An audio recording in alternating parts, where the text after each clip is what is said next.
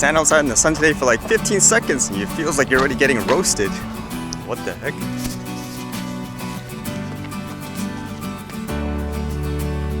Actually a pretty huge rat.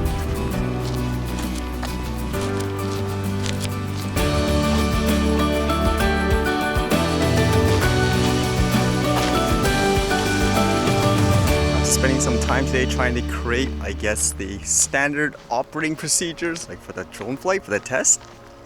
In many ways it feels like you're preparing as if you're actually flying a full manned aircraft, even though like in this case for the test it's going to be, as I mentioned, in the Class G. It's going to be a really simple shot.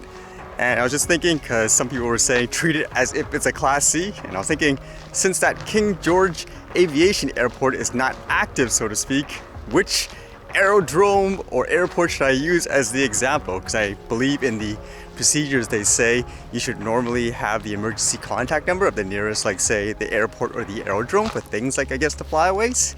And with the flyaway safety procedures, remember how I made that little map saying at most it can go 10 kilometers away? I even know just for me, because from what I'm flying with, it's obviously not like a brand spanking new battery, and even for my flights they usually, I would say, last about 18 minutes before you have to start landing it. So even there's no way that thing should go even close like to any airports or anything like that. And I read this news a few days ago. It had to deal with a software company in the US making drone software, I guess more for commercial reasons and stuff like that. And essentially they said they're going to stop supporting DJI products in general, I guess any Chinese made drones. And for this company it says, we founded CAPE in 2014 with a simple objective: build software that unlocks the true potential of commercial drones. We've already made it happen in the US, Canada, New Zealand, and Middle East, and Australia already. Enterprises, governments, and tens of thousands of people in our user community have experienced the power of CAPE aerial telepresence. So basically things like logging and tracking software, I guess you could say, for drones. So it says they recently released this thing called the Preferred Partner Program. I suppose it's which companies they would like to work with the most. It says the launch of the CAPE Preferred Partner Program was driven by a combination of feedback and concerns regarding security from CAPE customers, prospects, and partners, as well as the increasing market demand for end-to-end drone solutions that are flexible and can keep up with today's pace of change and innovation. And it says with the launch of this partner program, CAPE will only allow for exclusive integration with hardware and enterprise applications from US companies or companies from countries with intellectual property treaties with the US, which currently excludes China.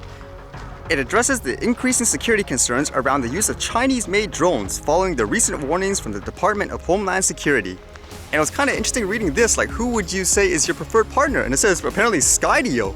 The combination of Skydio's advanced drone technology and CAPE aerial telepresence software, with the Silicon Valley startups sharing the same principles on data privacy, security, and intellectual property protection, the partnership offers organizations the best possible technology for practical, everyday use cases that security-conscious operation teams can count on.